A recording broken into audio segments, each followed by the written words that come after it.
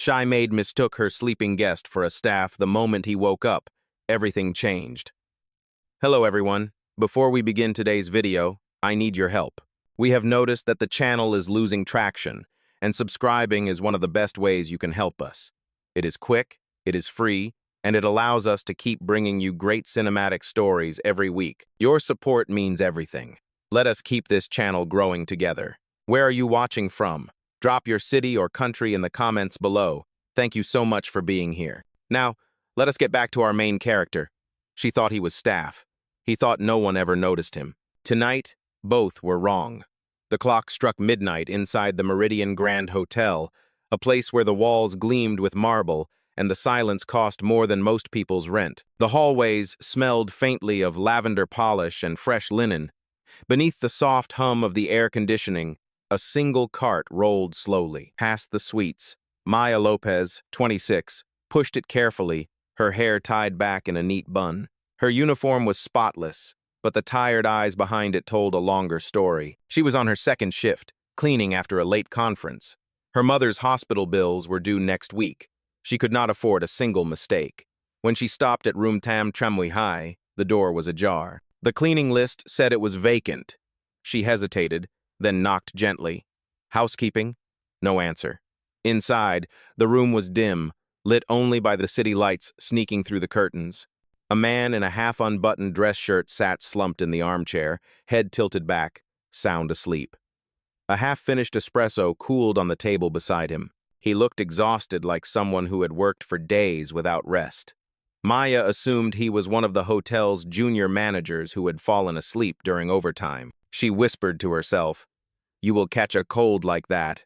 Quietly, she picked up one of the fresh towels from her cart, the one embroidered with her name in small silver thread Maya, and draped it gently over his shoulders. His breathing deepened. For a moment, she smiled. There was something peaceful about seeing someone so powerful-looking, human. Her phone buzzed in her pocket, breaking the stillness. She jumped slightly, turned it off, and backed away toward the door. As she reached for the handle, she took one last look at him. The man had strong, refined features, expensive watch, clean nails, but something weary in his posture, like the weight of a world that refused to sleep. She whispered, "Good night, whoever you are," and slipped out of the room, leaving the door softly ajar. Moments later, the man stirred. His eyes opened slowly, a trace of confusion crossing his face. The scent of lavender lingered in the air. He reached for the towel over his shoulders and noticed the small embroidery. Maya. He frowned, then smiled for the first time that night. "Kindness," he murmured, running his thumb over the stitched letters. "Still exists." Outside, in the hallway, Maya pushed her cart toward the elevator, unaware that her quiet act of care had already begun to change both their lives. And inside room Tam Tramui High, Alexander Reed, the billionaire owner of the Meridian Grand Hotel chain, leaned back in his chair, still holding the towel, thinking about the woman who had treated him like no one had in years, not as a CEO, but as a person. He did not know her face, she did not know his name, but by morning, fate would make sure they met again. The first sunlight slipped through the tall windows of the Meridian Grand Hotel, washing the marble lobby in gold. Guests hurried across the floor, dragging suitcases and checking their watches. Maya stood behind the housekeeping desk, her hair tucked neatly beneath her cap, eyes fixed on the assignment chart. Her supervisor, Mrs. Grant, barked orders as usual. "Lopez, VIP wing today. Room, Tam Tramui High first." The gentleman extended his stay. Maya froze for half a heartbeat. Room Tam Tramui High, the same room. The image of the sleeping man flashed in her mind, the towel, his calm breathing, the faint coffee scent. She swallowed and nodded. "Yes, ma'am." By the time she reached the suite, her palms were already damp. She knocked twice. Housekeeping. The door opened, and he was standing there, awake, composed, the white shirt replaced by a tailored gray suit, tie straight, expression unreadable. For a moment, Maya forgot how to breathe. He looked directly at her and spoke in a calm voice. "You were here last night, were you not?" Her throat tightened. I thought the room was empty, sir. I am very sorry. It was a mistake." He studied her face for a long moment. Then, surprisingly, a faint smile curved his lips. You left this. He held up the towel, neatly folded, the silver embroidery catching the light. Maya's stomach dropped. Oh, I am so sorry. That should not have, he interrupted gently. It is perfectly fine. I appreciated it. He paused, his voice softer now. Not many people think to cover a stranger. Thank you, Miss Lopez. She blinked, unsure if she was being scolded or complimented.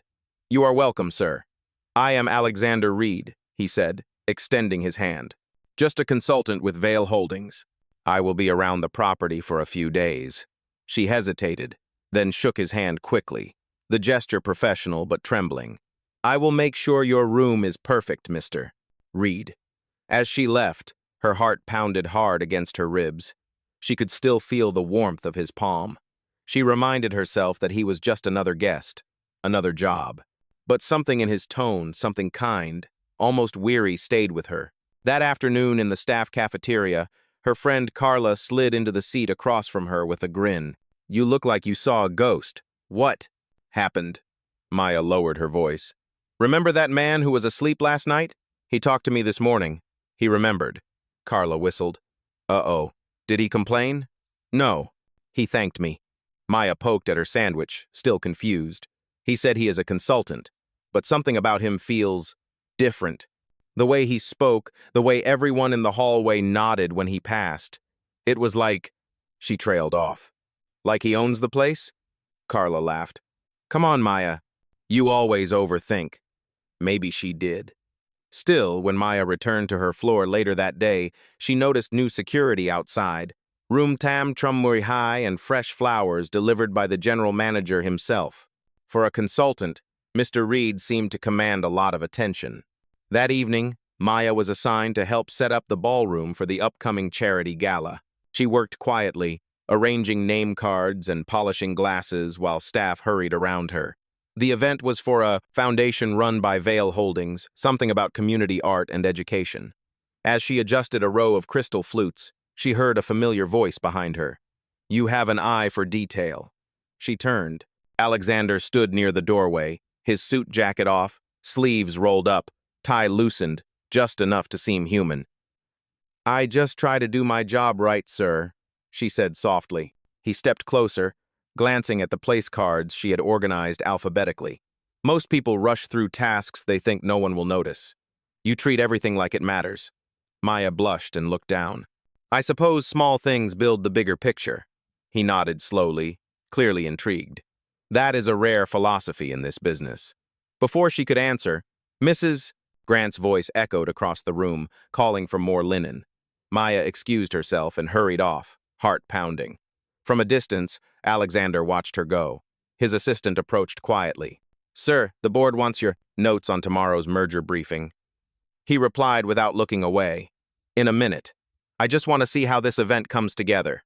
The assistant hesitated. Understood, Mr. Reed. As the man left, Alexander looked down at the silver towel folded on the table beside him. His fingers brushed over the stitched name again. Maya Lopez, he murmured under his breath. The only person in this hotel who did not see a title before she saw a man. Outside the ballroom, Maya leaned against the wall to catch her breath. Unaware that the quiet, weary consultant she had helped the night before was, in fact, the billionaire owner whose choices would soon change her life forever. The next morning came with soft rain tapping against the tall glass windows of the Meridian Grand. Maya stood at the service elevator holding a stack of fresh linens, trying to shake off the uneasy flutter in her chest. She told herself that yesterday's encounter with Mr. Reed was just another part of the job.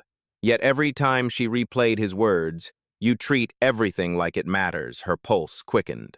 Inside the suite corridor, she nearly collided with a bellboy carrying a breakfast tray. Careful, she whispered, steadying the plates before they tipped.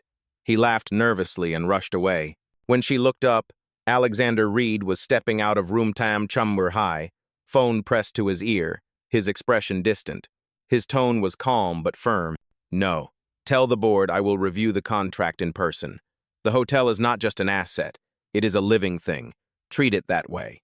He ended the call, turned, and caught her staring. Morning, Miss Lopez, he said, his voice softer now. Good morning, sir. I did not mean to interrupt. You did not. he replied. You helped. That tray would have crashed. She smiled politely, unsure what to say next.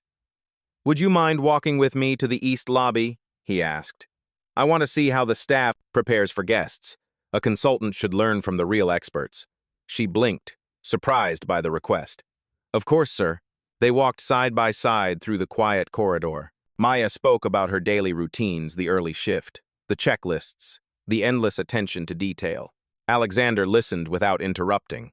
For someone of his stature, he seemed disarmingly present. When they passed the floral display, he paused to inhale the scent of lilies. My mother used to love these, he said, almost to himself. She said a hotel without warmth is just a building. That sounds like something my mother would say, Maya replied softly. Except she would add that kindness is the polish that keeps everything shining. Alexander looked at her, a hint of admiration flickering in his eyes. Then both of our mothers were right. They reached the lobby, where guests checked out beneath chandeliers that shimmered like rainfall. Maya pointed to a small despotic smudge on the marble counter and wiped it away with her cloth. Alexander noticed, impressed by how natural her instinct was to make things better. He turned to her. You have a rare sense of pride in your work, Miss Lopez. It is all I have, she said honestly. Pride and a paycheck. He smiled faintly. Sometimes that is more than most people have. A call came through his phone again. He glanced at the screen and sighed. I need to handle this, but thank you for showing me what makes this place worth keeping. She nodded. You are welcome, sir. As he walked away, Maya watched him go, unaware that his words carried a deeper meaning. That evening, Maya returned to her tiny dorm room behind the laundry wing. The space was barely large enough for a single bed, a shelf of cleaning supplies, and a small window facing the alley. She opened her worn notebook and began sketching something she had not done in months. Her pencil danced across the paper, shaping the outline of the ballroom. The glow of chandeliers, and in one corner, a man seated under the light with tired eyes and a gentle smile. She stared at the drawing, realizing who it was. Alexander Reed. She blushed and quickly closed the book. Her phone buzzed with a message from Carla. Gala prep tomorrow. You are on stage service. Wear your best smile. Maya sighed. Stage service meant she would be visible to all the VIPs, balancing champagne trays under the bright lights. She hated attention, but the event was important, and she could not risk disappointing her supervisors. Outside, thunder rolled across the city. The rain deepened into a steady rhythm against the window. She reached for the towel Alexander had returned that morning. It was folded neatly on her nightstand, still faintly smelling of coffee and cologne.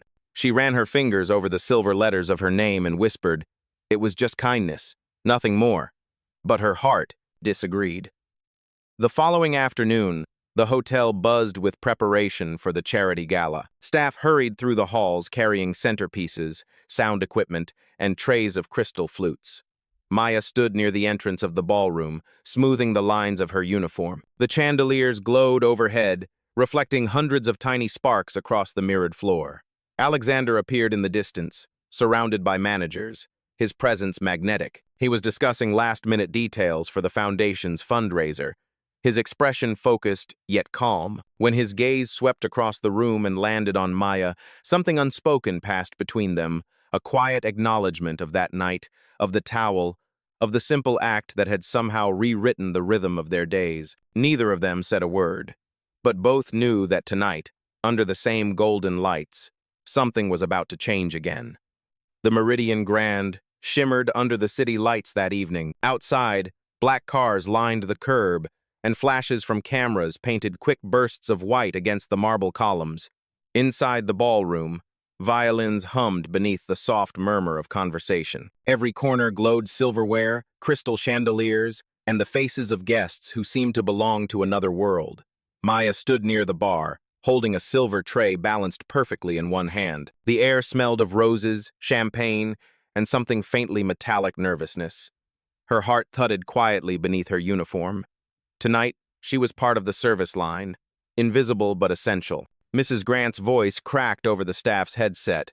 Keep your posture straight. Smile, but do not engage with guests unless spoken to.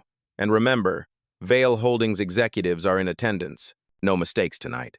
Yes, ma'am, Maya whispered to herself. Across the room, Alexander Reed moved through the crowd with quiet authority. The navy tuxedo framed his tall figure, but there was something unguarded about his eyes as he listened to a guest's story.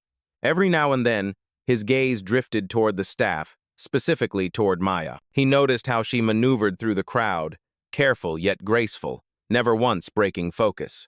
A board member approached him. "Alexander, this event is stunning. You truly know how to host." He nodded politely. "The credit belongs to the staff. They made this happen." The man laughed.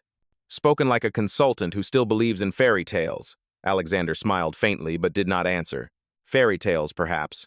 Or maybe just faith in small kindnesses. Maya caught a glimpse of him laughing softly with the guests and felt a strange warmth in her chest. She reminded herself to focus on her tray. A waiter brushed past too quickly, bumping her elbow. One of the glasses tilted dangerously, but she steadied it in time. No spill, no sound.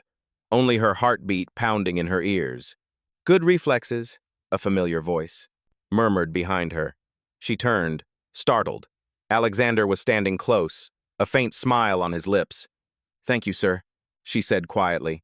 "I told you," he said, lowering his voice. "You notice everything." Maya's breath caught. She wanted to reply, but Mrs. Grant appeared from nowhere, frowning. "Miss Lopez, back to rotation, please." "Yes, ma'am." Maya stepped away, cheeks burning. As the evening progressed, speeches began. The MC announced the purpose of the gala, raising funds for local art programs supported by Vale Holdings. Lights dimmed slightly, and a hush fell over the crowd. Alexander took the stage, his expression calm but reflective.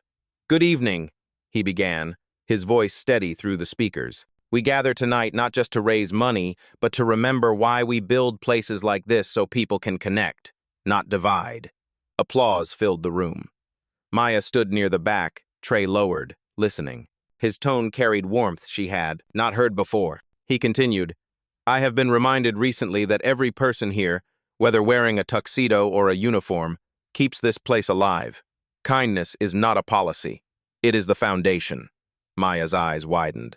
Those words felt personal, directed not to the crowd, but to her. She did not notice Mrs. Grant watching her from across the room with a scowl. When the applause ended, Alexander stepped down from the stage. The orchestra resumed a gentle waltz.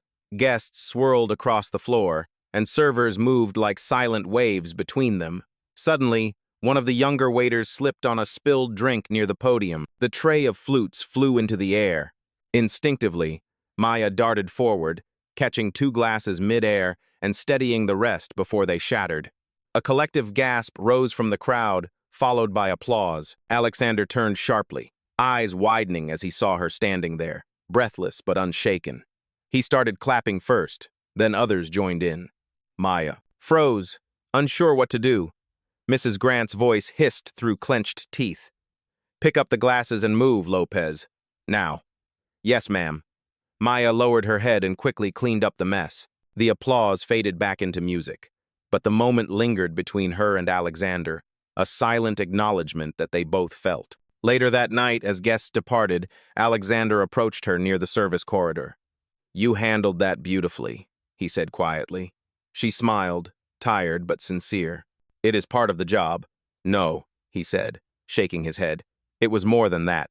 You turned a mistake into grace." She did not know how to respond, so she simply nodded. "Good night, Mr. Reed. Good night, Miss Lopez." As she walked away, he looked down at his cufflinks, realizing one was missing. Then he noticed something small on the floor, a single sketch torn from a notebook. It was a pencil drawing of the ballroom, complete with chandeliers and a man standing under the light.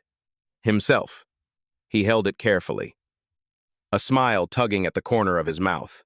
"Maya Lopez," he whispered, "you are full of surprises." What he did not know was that by morning, that small sketch would set events in motion that neither of them could undo. The morning after the gala, the Meridian Grand was quieter than usual.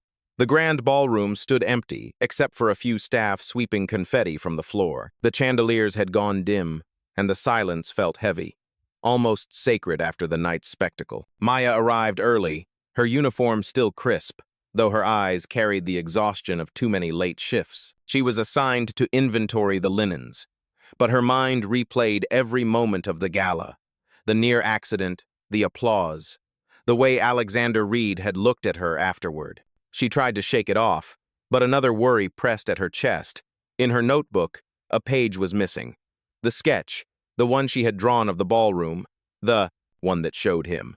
Meanwhile, upstairs in the executive suite, Alexander sat by the window, holding that very sketch in his hand. The pencil lines were light, but the emotion inside them was unmistakable. She had captured the glow of the chandeliers, the curve of the tables, and his expression quiet, almost human. He traced the outline with his thumb, wondering why the drawing felt like more than art. It felt like understanding. His assistant, Daniel, stepped inside. "Sir, the investors are waiting in the conference room." Alexander looked up, distracted. "Tell them to start without me. I will join shortly." Daniel hesitated, eyeing the paper. "Sir, is that—" Alexander folded it carefully and slipped it into his jacket pocket. "Just something worth keeping." Downstairs, Maya was arranging towels when Mrs. Grant entered, arms crossed. "Lopez, you have made quite a scene last night." Maya froze. "Ma'am?" "The board noticed. You catching those glasses. It was not your place to draw attention. This is a luxury hotel, not a performance stage. I was just trying to prevent a mess." Mrs. Grant leaned closer. "You should know your place. Guests come here to see elegance, not heroics." "Yes, ma'am," Maya whispered. As the supervisor walked away, Maya clenched her fists to hide the tremor in her hands. For all her effort, she still felt invisible, until that moment last night when someone had finally looked at her differently. Later that afternoon, as she finished restocking the supply closet, a quiet voice spoke behind her. "Miss Lopez." She turned quickly. Alexander stood there, dressed in a simple charcoal suit. The sight of him made her pulse stumble. "Mr. Reed," she said, her voice steady but soft. "I did not expect to see you here. I wanted to thank you again for last night," he said. "You kept the evening from turning into chaos." "It was nothing, sir." "It was not nothing," he replied. "You see details others overlook. That is rare." He reached into his pocket and unfolded the sketch. "You dropped this." Her breath caught. "You found it?" He nodded. "You drew this?" "Yes, sir," she said quietly, cheeks warming. "It is just a hobby. I draw what I cannot say." Alexander looked at the image again.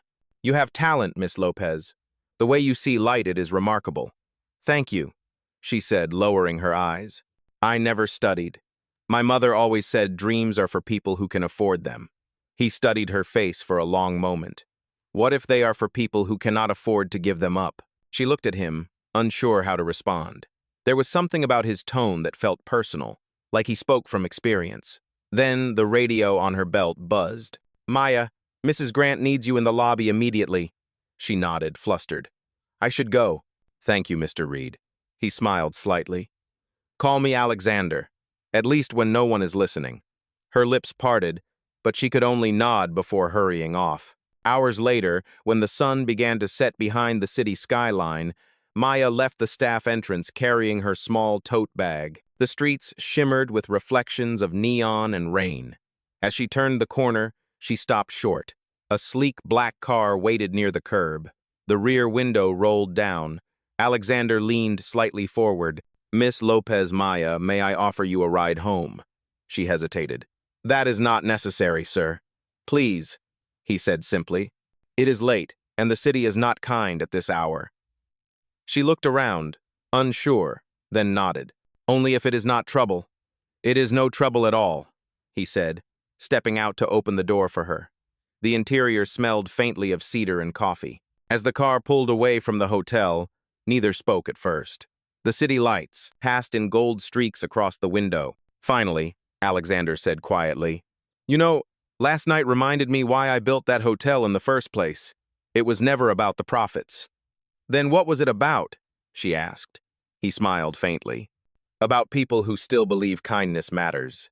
Maya turned toward the window, hiding the small, disbelieving smile forming on her lips. She had no idea that the man beside her, the one she thought was just a consultant, was the billionaire owner whose choices would soon pull her life into a world she never imagined entering. The rain outside grew heavier, and the city blurred into a sea of lights.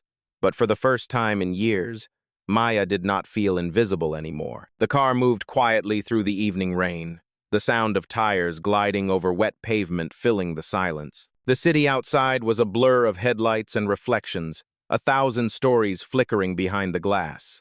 Inside, the air was warm, calm, and strangely intimate. Maya sat stiffly, hands folded over her bag.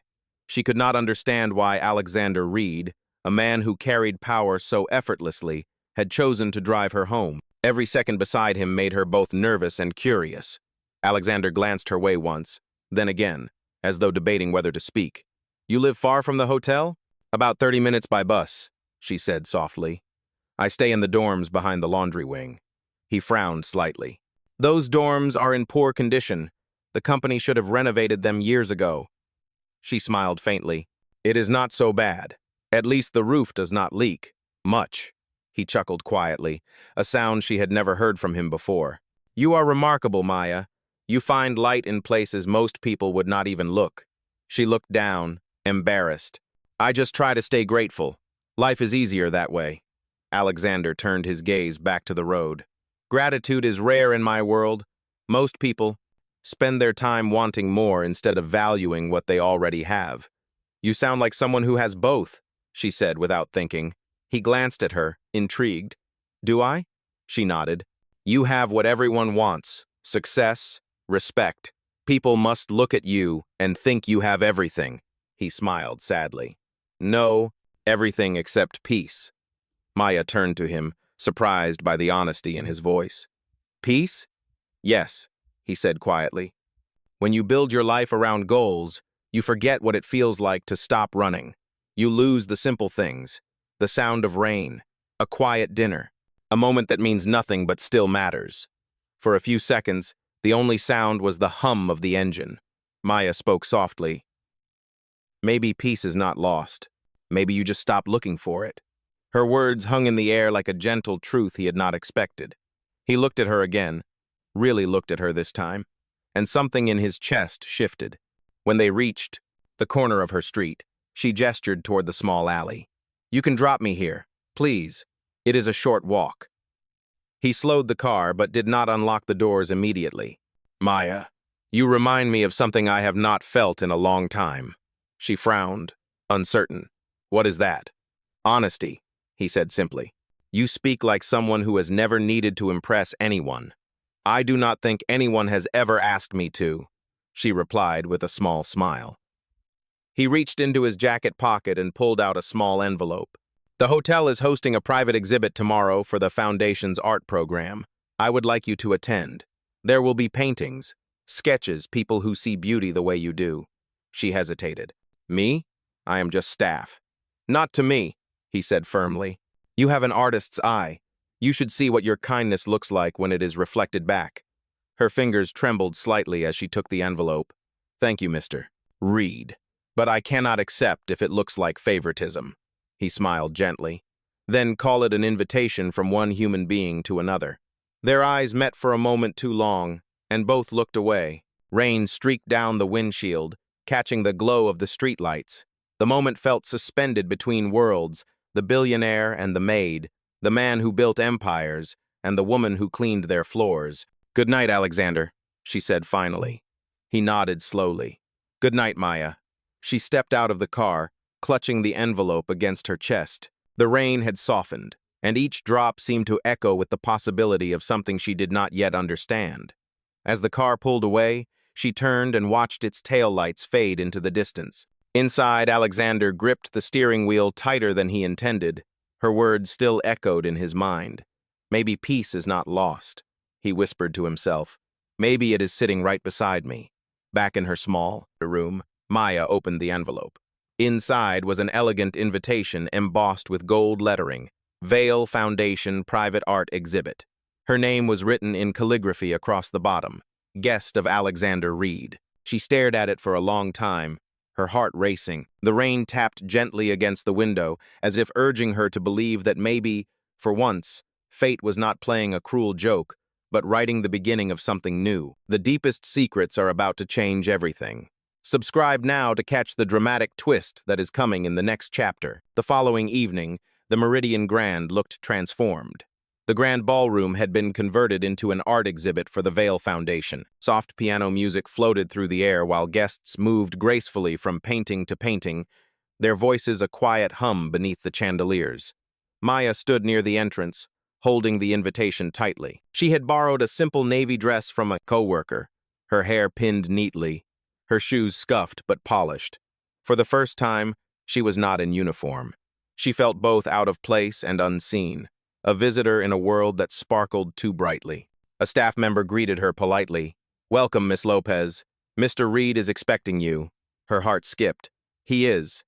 "Yes. He asked that you view the final gallery near the stage," the man said, guiding her forward. As Maya walked through the rows of artwork, she stopped often to admire the piece's vivid cityscapes, portraits of working hands, sketches of people who looked tired yet alive. There was truth in every brushstroke. It made her chest ache with recognition. Then, as she turned the last corner, she froze. Hanging in the center of the final wall was her own drawing, the one she had lost. The sketch of the ballroom with the man standing under the light. It had been framed in gold. Beneath it was a small plaque. Artist, Maya Lopez. A vision of quiet dignity. Her breath caught. "What? How?" Behind her, a voice spoke softly. "You see the world differently, Maya. People need to see what you see." She turned. Alexander stood there, dressed in a dark suit, his expression gentle but unreadable. "You put this here?" she whispered. "I wanted the world to notice what I did." Someone who turns ordinary moments into something extraordinary. Tears welled in her eyes. "You should not have. I am not an artist, Mr. Reed." He shook his head. "You are more than you believe, and it is Alexander." Maya looked back at the crowd, realizing people were studying her sketch, nodding, smiling. It was surreal. She felt exposed, yet strangely proud. But before she could say another word, the MC stepped onto the small stage. "Ladies and gentlemen, please welcome the founder and CEO of Vale Holdings, Mr. Alexander Reed." The applause swelled around them. Maya's world seemed to tilt. She turned toward him. Slowly, disbelief etched across her face. "CCEO?" she whispered. He looked at her, regret softening his voice. "I wanted you to see me as a person before you saw the title." The crowd applauded again as he walked toward the stage. Maya stood frozen, her hands trembling, the truth crashing through her like a wave. The man she had trusted, the one who had spoken of peace and kindness, was not a consultant. He was the owner of everything around her. As Alexander began his speech, she slipped quietly out of the crowd, her heart breaking with every step. He spoke about vision and humanity, but his eyes searched for her across the glittering room, only to find the space where she had stood was now empty. The applause still echoed through the ballroom long after Maya had disappeared into the quiet corridor behind the stage. Her steps were fast, almost frantic, as she tried to breathe through the tightness in her chest. The truth had hit like a cold wind. Alexander Reed was. Not a consultant, not someone from her world. He was the man who owned the hotel, the foundation, and every inch of marble beneath her feet. She stopped near the service elevator and pressed her hands against the wall, her reflection flickering faintly in the polished steel. Everything suddenly felt foolish.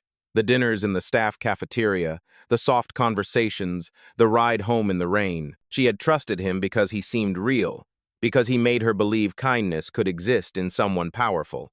But now it all felt like a story she had written for herself, one that could never belong to her. The elevator opened, and she stepped inside, her vision blurring with tears.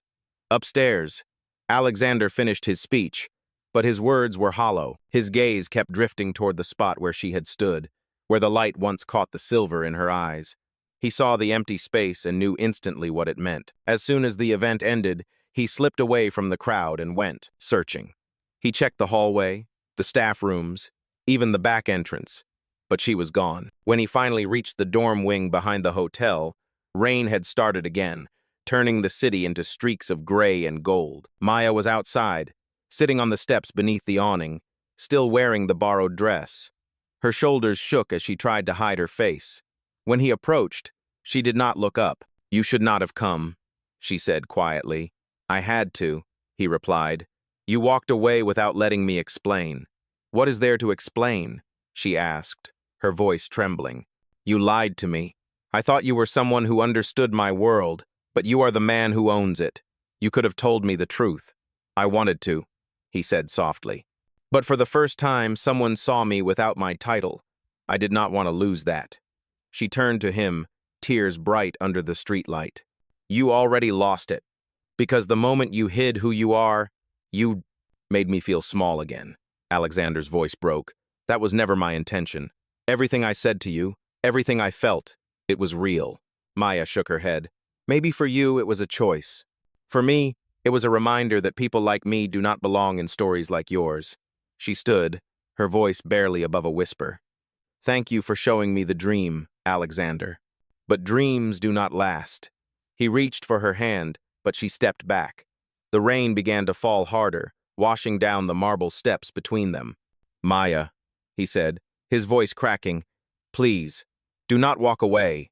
She turned once, her face half hidden by the storm. "Goodbye, Mr. Reed." And with that, she disappeared into the rain, leaving him standing in the silence that followed, a silence filled with every word he had not said, and the unbearable weight of everything he was afraid to lose. Weeks passed, and the Meridian Grand carried on with its quiet rhythm. Guests came and went. Staff worked their shifts.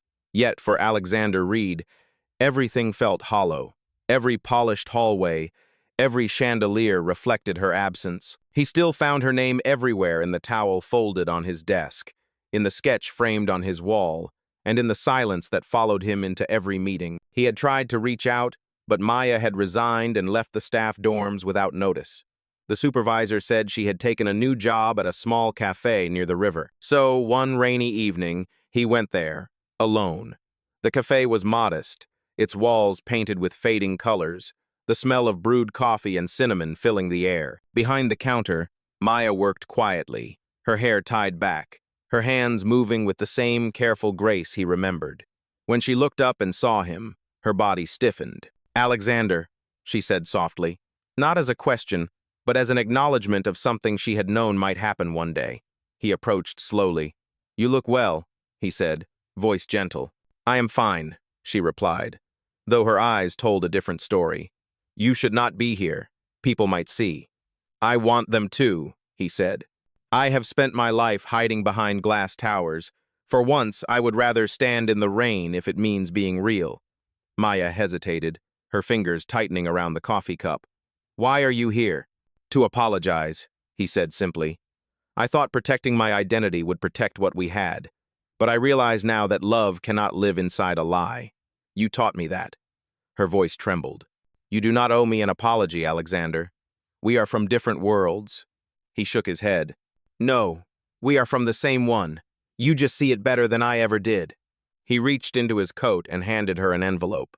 Inside was a scholarship letter bearing the Vail Foundation seal. "It is for your studies in hospitality and design. It is not a favor, it is recognition. You earned this." Her breath caught. "You did not have to do this." "I wanted to," he said, "because everything you touched, every hallway, every quiet corner became better because of you. The Meridian Grand is reopening its mentorship program, and I want you to lead it." Tears filled her eyes, but she smiled softly. "You really think I could?" "I know you can," he said. For a long moment, they stood in silence, the cafe's warmth wrapping around them like the first sunlight after a storm. Then she nodded slowly. "All right, but only if you promise not to hide again." He smiled, the kind that came from relief rather than charm. "No more hiding."